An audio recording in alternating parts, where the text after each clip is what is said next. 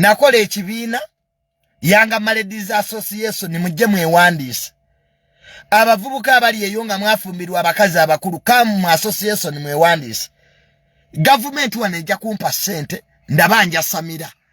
omanya Abannayuganda mumanyira abantu ntandise project yange eyokulwanirira boy child we muli mu ndaba nawandika dda propose wa genocide okuyamba abavubuka abafumbiddwa ng'oli muvubuka nenga wafumbirwa mujje mutubulire ebizibu bye musanze maka kaizi jango ombulire bucyango ofumbirwa bizibu tu byosanze maka tubitereze boy child tugirwanirire ate ekyokubiri ng'oli muvubuka ng'oli eyo fumbirwa obulamu bunyiga oli awo toyina sente oyina ekikazi kikwagala mbubananda babatya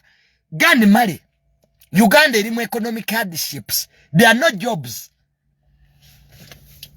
Minister of Planning temumuwulira no jobs